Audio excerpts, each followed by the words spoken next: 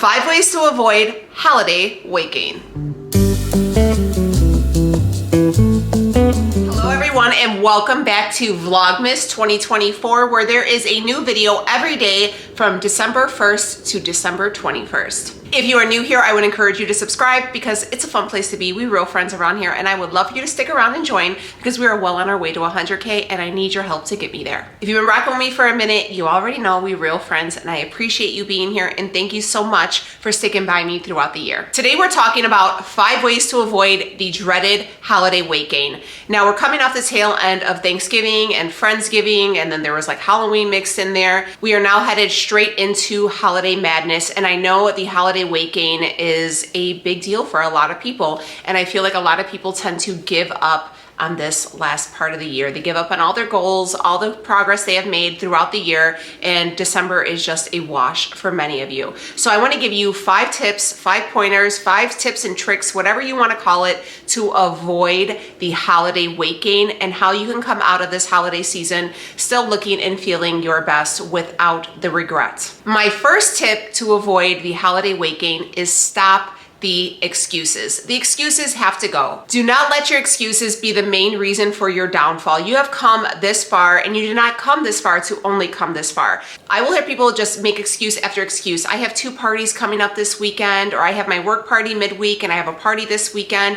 You know, this week is a wash for me. That's like the big thing I hear. This week is a wash. Or you know what? I am so tired. We were so busy with the kids over the weekend with holiday stuff, parties. I get it. I have 2 December babies and we have multiple holiday events going on aside from work and just life. I get how excuses become just a comfort blanket for us all. But the only thing you're going to do is excuse yourself back into bad habits that you're going to want to, you know, get rid of in a couple weeks as soon as January comes and it's a new year, new you. So my point to you is, do not let a party or multiple parties a week be your excuse for not hitting your goals, for not getting to the gym, for not meal prepping, or for just being super gluttonous and just, you know, throwing caution to the wind and eating all in sight. Do not let that happen, because that is surefire way of just setting yourself back multiple steps and setting yourself even back further to where you were when you started this holiday season. My next tip for you is meal prep for success. Your weight loss is 80% contributed to how you eat. Yes, movement is important and is vital, but you are what you eat, okay? You have to make sure you are watching your food. Meal prep is going to be the key to success. I feel like it is the major key to success all throughout the year, but especially now where there is going to be so many temptations everywhere you look. Back to meal prepping. Meal prep is going to be your key to success throughout the year. If you are trying to get into something and start a habit now for 2025, let it be meal prep. Like I said, 80% of your weight loss is going to come from what you are eating. You cannot outwork a bad diet. And I hear you, big dog. I hear you barking, okay? You're like, Danielle, I got work parties, school parties, PTA parties, holiday parties, cocktails, hors d'oeuvres, all this stuff. Potlucks at work. First off, you guys are brave for eating them potlucks. I never ate those at work. Me and my best friend were like, you're so nice. No thanks. I would bring stuff, but I wouldn't eat it. And if I would bring stuff, I would only eat the stuff I bring because people got cats on their counter. But anyways, bring your own stuff. Like, you're like, hey, you know what, potluck? And you're like, dang, I'm trying to at least stay on track Monday through Friday because I know on the weekends I got stuff going on with my family. Bring a fruit tray, bring a vegetable tray, bring a nice chopped salad and bring your own salad dressing. Like, look, I can guarantee you there's gonna be enough sweet treats there and dips. You're gonna feel sick, okay? It's gonna be a long shift and a lot of Tums are gonna be needed. You're gonna feel so much better, and it's gonna help you stay on track when you get home, because you're gonna be like, man, I did so great at work. I'm not gonna go ahead and ruin this. Same thing goes on the weekend. Like, there is no reason why if Saturday night you're going to a work party, that whole day has to be, you know, a wash. Eat fine throughout the day and then have a nice dinner at night. You could still maintain your goals while enjoying life this season. Number 3 is going to be move your body. Get up and move, okay? I know on Thanksgiving, a lot of people like to maybe go out and have a nice walk before dinner, after dinner. I don't know where you guys live. It was like 10 degrees here, so we don't partake in the walks, but baby, when I say I go to the gym, I go to the gym. Do not let this month be a wash and get out of your gym routine. It's going to be that much harder to get back into it at the beginning of the year. And you don't like I said, you don't want to come this far just to quit, okay? So make sure you're going to the gym. And you know, maybe you can't go, you know, to the gym for an hour and a half this month every day because you just don't have the time. But you know what? Cut down your breaks in between, kind of do some HIIT circuits, get your cardio in, park further from the door. Be careful, okay, because people are foolish, but you know, walk around the mall, you know, it's indoors, park further in the lot, skip the elevator, use the stairs, skip the escalator, use the stairs. There's different ways to get movement in, to get your steps in that can be done in order to help just keep everything moving. Cardiovascular health is so important, and you definitely don't want to just be a couch slug and just be super indulgent, because it's going to hurt in the long run. Number 4 for me is moderation. Moderation is key. You can enjoy everything you want this holiday season in moderation. You got to remember, not every day is Christmas, or not every day is a family party. Some days, you know, when you're at home, meal prepping is going to help you stay on track, okay? Just because you have to bake cookies doesn't mean you have to try multiple cookies. Like, you can have one cookie, just try it out, because you don't want to serve it to people without trying it. I hear you, okay? Maybe just half of that cookie.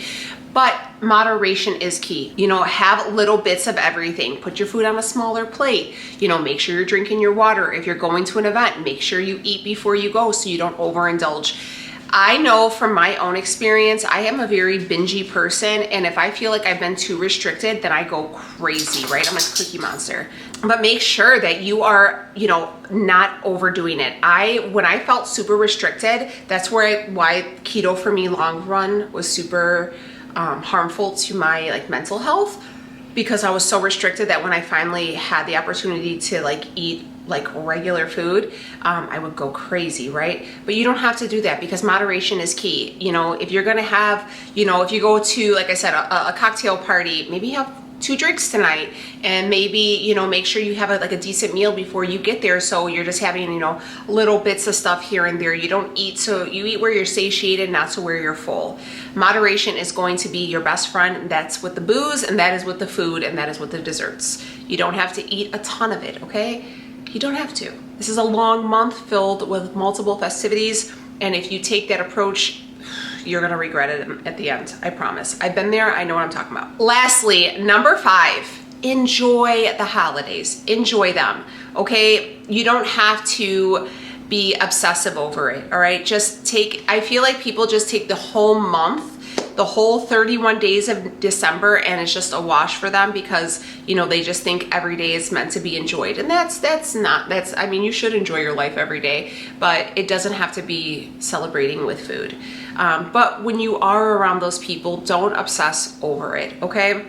Don't obsess over it. Have yourself some food. Remember, you are there to socialize, to see people you haven't seen, to make memories. You're not making memories with a dessert table, okay? I don't want to be, this is the cold hard truth, okay? Socialize, but you're still able to enjoy the sweet treats and, you know, the turkeys and the hams and the Christmas beasts.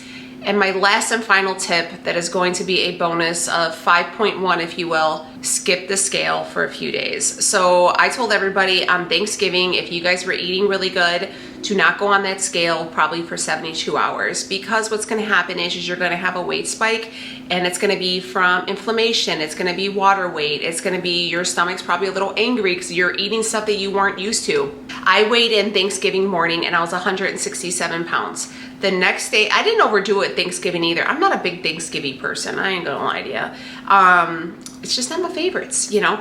But nonetheless, I woke up the next day and I was 173 pounds. What was that from? Probably a couple cherry tarts that I had. The stuffing, because I'm a stuffing girl.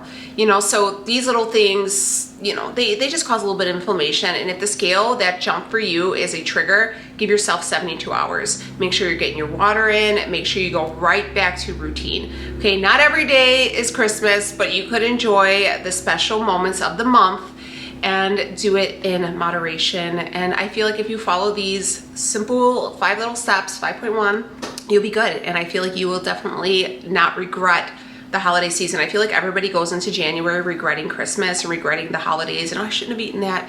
And I feel like it's because it's just like I said, everybody's like, well, I'm cooking and I'm baking and there's this and that, and there's just, it's a free for all.